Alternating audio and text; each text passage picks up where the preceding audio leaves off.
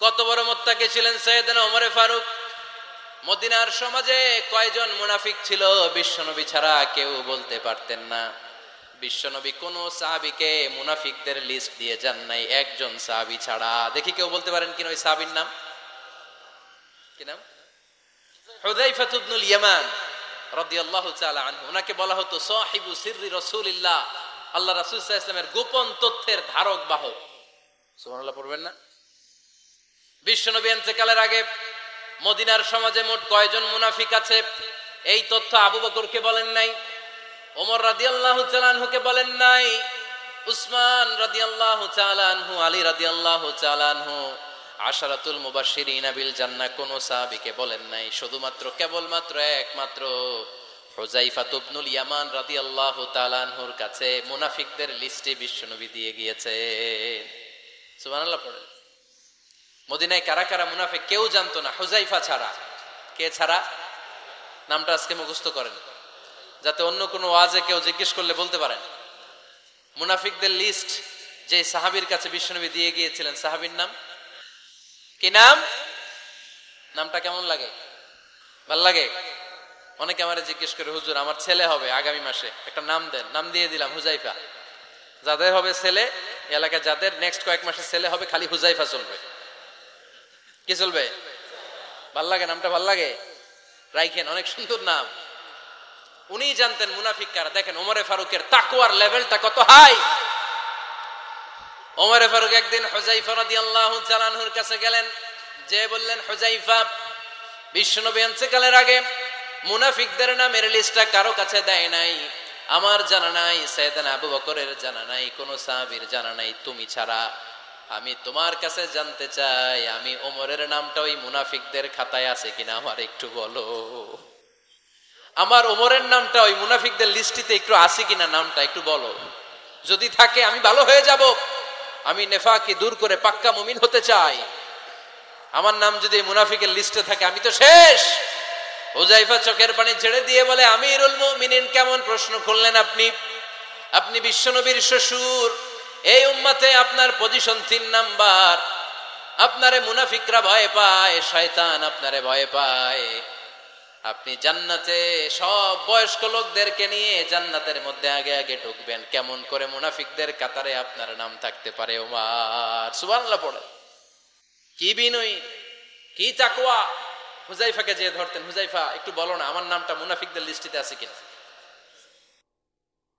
ওমরে ফারুকের যদি এই টেনশন থাকে যে আমি মুনাফিক হয়ে গেলাম কিনা, আমাদের এই টেনশন থাকার দরকার আছে না নাই? হ্যাঁ, যেন সব সময় আল্লাহর কাছে দোয়া করতে হবে, আল্লাহ তুমি নেফাকি থেকে আমাদেরকে বাঁচাও। আরো জোরে পড়েন আমিন। আপনারা ওঠা বসা শুরু করলেন কেন? অনেক রাত হয়ে গেছে তাই? হ্যাঁ, শেষ করে দেই তাহলে না? যে অনেকের কষ্ট হচ্ছে মনে হচ্ছে। হ্যাঁ, এক নাম্বারে যাচ্ছে এইটা সব মুখস্থ দেখি। হ্যাঁ, 1 নাম্বার, 2 নাম্বার, 3 নাম্বার। 1 নাম্বার হইল পেশাবখানা, 2 নাম্বার পায়খানা, 3 নাম্বার নাকি এইটা?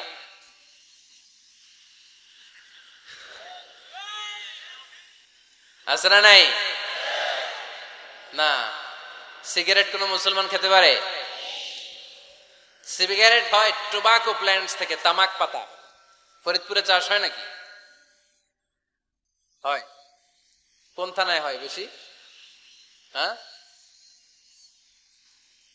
তামাক ক্ষেত যারা দেখছেন, কোন বেড়া লাগানো লাগে? কারণ ছাগলেও মুখ দেয় না। তো যেটা ছাগলে খায় না, এটা কোন মুমিন বান্দা খাইতে পারে? তো খান কেন এগুলো, পচা জিনিস? হ্যাঁ, এই পৃথিবীতে বিড়ি আর সিগারেটই একমাত্র খানা যেটা টয়লেটে ঢুকে খাওয়া যায়, তাই না? পৃথিবীতে সিগারেট আর বিড়ি একমাত্র খাবার। রাগ করবেন না, যারা খান রাগ করেন না, আবার একটু কমন সেন্সটা কাজে লাগানোর জন্য, চিন্তার জন্য বলতেছি। এটাই পৃথিবীর একমাত্র খাবার যেই খাবারের গায়ে এই খাবারের বদনাম লেখা থাকে, স্মোকিং কজেস ক্যান্সার। ধূমপান কর্কট রোগের কারণ, ধূমপান স্বাস্থ্যের পক্ষে ক্ষতিকারক, লেখা থাকে না? আচ্ছা ধরেন ফরিদপুরের একটা কোম্পানি নতুন চানাচুর বের করছে, ওই চানাচুরের গায়ে লেখা এই চানাচুর খাওয়ার 1 ঘন্টার মধ্যে বমি শুরু হবে আর ডায়রিয়া হবে। খাবেন? কি কইবেন? তুই খা। দোকানদারে কি কইবেন? তুই খা, তোর বমি হোক, তোর 14 গোষ্ঠীর ডায়রিয়া হোক, আমি টাকা দিয়ে এগুলো কিনবো না, ঠিক কিনা? কারণ এই প্রোডাক্টের গায়ে এই প্রোডাক্টের বদনাম লেখা, এটা আমরা কিনবো কেন? কিন্তু সিগারেটের উপরে সিগারেটের বদনাম লেখা থাকার পরেও আমরা খাই, টয়লেটে বসে খাই। এটার মধ্যে একটা পয়জন আছে, এটাকে বলে স্লো পয়জন, নিকোটিন। এটা আপনার লাং, ফুসফুসকে শেষ করে দিবে, স্লো পয়জন। সিগারেট খাওয়া অনেকটা আত্মহত্যা শামিল। বিষ খেলে সাথে সাথে মরে, সিগারেট খেলে ধুকে ধুকে মরে।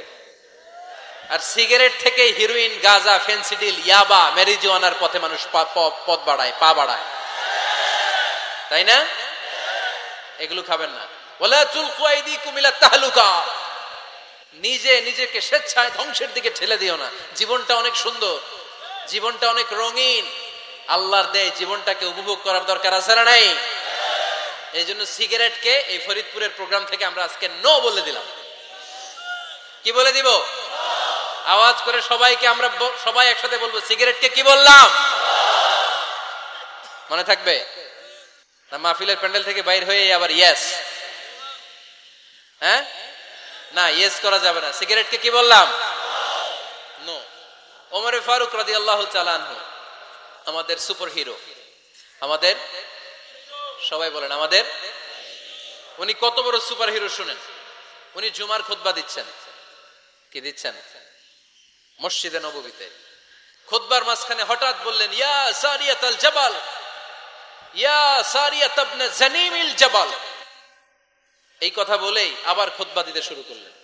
ওনার এই ইয়া সারিয়াত ইবনে জানিমিল জাবালের সাথে আগের কথারও কোনো মিল নাই, পরের কথারও কোনো মিল নাই।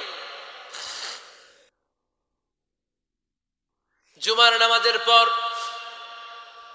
মুসল্লি সাহাবারা ধরলেন, বললেন, ইয়া আমিরাল মুমিনিন। খুতবার মাঝখানে হঠাৎ করে ইয়া সারিয়াত ইবনে জালিমিল জাবাল বলে আপনি চিৎকার করলেন কেন? আপনার এই বাক্যের সাথে আপনার খুতবার আগের বাক্যের কোনো মিল নাই, আপনার খুতবার পরের বাক্যেরও কোনো মিল নাই। এই কথা আপনি কারে বললেন? কারে উদ্দেশ্য করে বললেন? এই কথার তাৎপর্য কি আমাদেরকে বুঝিয়ে বলেন। ওমরে ফারুক বললেন, আমি যখন খুতবা দিচ্ছি আমি দেখতে পেলাম ওই যে কয়েক মাস আগে আমি আমার মুসলিম সেনাবাহিনী পারস্যে আক্রমণের জন্য পাঠিয়েছি, বর্তমান ইরান, ইরানের ওই বিশাল এলাকাতে পারস্যে আমি আমার ব্যাটালিয়ন পাঠিয়েছি। আমি হঠাৎ করে দেখতে পেলাম আমার মুসলিম বাহিনীর সেনাপতি যুদ্ধের এক পর্যায়ে তার ডানে আছে উপত্যকা, বায়ে আছে পাহাড়, সে পাহাড়ি রাস্তা ছেড়ে দিয়ে উপত্যকার দিকে যেতে শুরু করেছে। আমি দেখতে পেলাম আমার মুসলিম বাহিনী যদি উপত্যকার দিকে ছুটে বেড়ায়, কাফির মুশরিকরা আমার মুসলিম বাহিনীকে কচুকাটা করে ফেলবে। তাই আমি এখান থেকে তাদেরকে কমান্ড দিয়ে বলেছি, ইয়া সারিয়াতাল জাবাল, উপত্যকার দিকে নয় পাহাড়ের দিকে যাও, তাহলেই তোমাদের বিজয় নিশ্চিত হয়ে যাবে। উপত্যকার দিকে যেও না, ইলাল জাবাল, ইলা সারিয়াতিল জাবাল, পাহাড়ের দিকে ছোট। সাহাবারা অবাক, ঘটনা কি? উনি বসে আছেন মদিনায় মসজিদে নববীর মিম্বারে দাঁড়িয়ে, উনি যদি ইয়া সারিয়াতাল জাবাল বলে, এটা কি ইরানে যাবে নাকি? ও মিয়া, তখনকার সময়ে বর্তমানের মতো মোবাইল ছিল নাকি? ইন্টারনেট ছিল নাকি? কিছু ছিল? খালি মুখে আমি যদি বলি ইয়া সারিয়াতাল জাবাল, এটা ইরানে যাবে? ইন্ডিয়ায় যাবে? ঢাকায় তো যাবে, ফরিদপুর শহরেই তো বসবে না, ঠিক কিনা? কিন্তু এটা আমিরুল মুমিনিন, বিশ্বাসী সাহাবারা বিশ্বাস করে নিল। কিছু মুনাফিক ছিল, এরা কয় না, ঝামেলাস, এটা তো সম্ভব না। এক কাজ করি, এই সেনাপতি যখন বিজয়ী বেশে মদিনায় ফিরে আসবে, এরা আমরা ধরবো। এরা দিন গুনতে লাগলো, এই সেনাপতি মুসলিম বাহিনী নিয়ে পারস্য জয় করে কবে ফিরে আসবে। এই মুনাফিকের দলগুলো কখনো সেনাবাহিনীকে অভ্যর্থনা জানাতে যেত না, কিন্তু এইবার সবার আগে মদিনার উপকণ্ঠে যে সেনাপতিদেরকে অভ্যর্থনা জানানোর জন্য ফুল নিয়ে রেডি, ফুল নিয়ে দাঁড়ায়। সেনাপতি ঢুকার সাথে সাথে ধরছে, এই সেনাপতি কোত্থেকে আসছে? কয় পারস্য জয় করে আসছে। কয় এমন এমন দিন, জুমার দিন দুপুর বেলা যুদ্ধের মাঝখানে আমিরুল মুমিনিনের কণ্ঠের কোন কথাবার্তা শুনছো নাকি? সেনাপতি অবাক, কয় তোমরা জানলা কেমনে? শুনছি তো। সুবহানাল্লাহ পড়বেন না? আমরা যুদ্ধে একটা ভয়ঙ্কর অবস্থার মধ্যে ছিলাম। পেছন থেকে শত্রু আমাদেরকে আক্রমণ করতে শুরু করে দিল। ডানে যাব না বায়ে যাব, সামনে যাব নাকি পেছনে যাব, রাস্তা খুঁজে পাচ্ছি না। ডান দিকে ছিল আমাদের উপত্যকার রাস্তা, বাঁ দিকে ছিল পাহাড়ি পথ। আমরা সোজা পথ হবে মনে করে উপত্যকার দিকে ছুটতে আরম্ভ করলাম। হঠাৎ করে আমিরুল মুমিনিনের কণ্ঠ বজ্র কণ্ঠে আমার কানের মধ্যে ভেসে আসলো।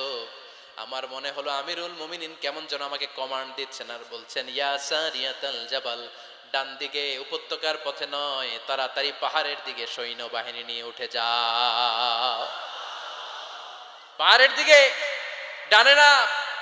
This is wrong track and this is the right track. ওই দিন যদি উমরে ফারুকের ওই গাইডলাইন, আমিরুল মুমিনিনের কমান্ড যদি আমি না শুনতাম, আজকে বিজয়ের বেশে ফিরতেও পারতাম না, আমাদের চেহারাও তোমরা দেখতে পেতে না। উমরে ফারুকের ওই কমান্ড, ওই গাইডলাইন অদৃশ্য থেকে শোনার কারণে এই পারস্যের মধ্যে আমাদেরকে সেই যুদ্ধে বিজয় দান করেছে কে? দিস ইজ উমরে ফারুক, দিস ইজ উমরে ফারুক।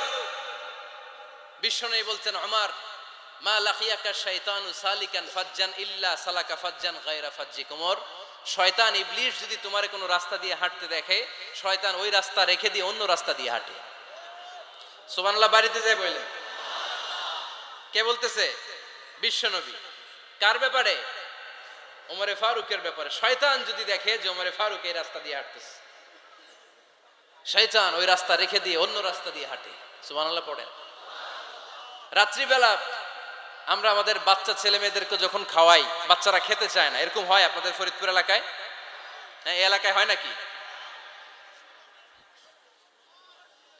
খেতে চায় না বাচ্চারা, এই চকলেট দেখায়া, এই মিনা কার্টুন দেখায়া, এইটা সেইটা এগুলো সেগুলো বলে, গল্প টল্প বলে ভুলায়া খাওয়ানো লাগে, তাই না? তারপরও খায় না।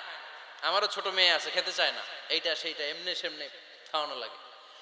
তো শেষে না পেরে মা বাবা বলতে বাধ্য হয়, ওই যে ভূত আসতেছে, ভূত, তাড়াতাড়ি তাড়াতাড়ি খাও, নাহলে যে ভূত ধরবে তোমারে। ওই যে বাঘ আসতেছে, বাঘ, তাড়াতাড়ি খাইলে নাহলে বাঘে কামড়াবে। বলি না আমরা? আপনারা কি বলেন? ভূত। আর কি বলেন? হ্যাঁ হ্যাঁ, আচ্ছা, এক এক জায়গায় এক একটা আমরা বলি, ভূত আসবে, বাঘ খাবে, ভাল্লুক খাবে, তাড়াতাড়ি খাও।